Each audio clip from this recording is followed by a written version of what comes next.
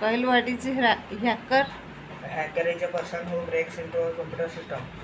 कहलो full form of computer मत तो आसीनी कहा कंप्यूटर हाँ COMPUTER क्या full form कहूची हाँ C for common, हाँ O for operating, हाँ COM, हाँ M for machine, हाँ COMP, P for particularly, हाँ COMPU, हाँ U for utility, like used used, T T for technology, E for E education, R for research.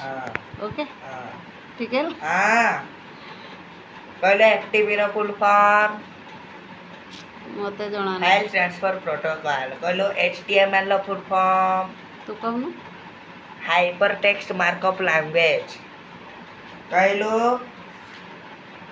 IP ର full form internet protocol कहले MS ର full form Microsoft एटा पूरा easy और TCP ର full form मते जଣା नहीं.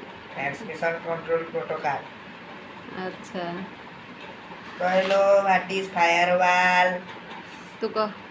A firewall is a network security system that monitors and conducts incoming and outgoing network traffic based determined on security rules.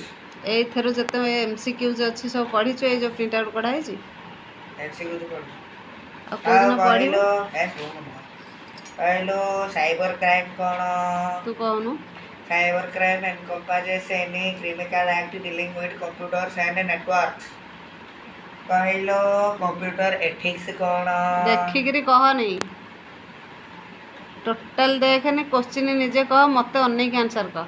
कहलो computer ethics कौन it is the set of computer that regulate use of principal okay तापरे हां का hacker कौन तू कह hacker कौन.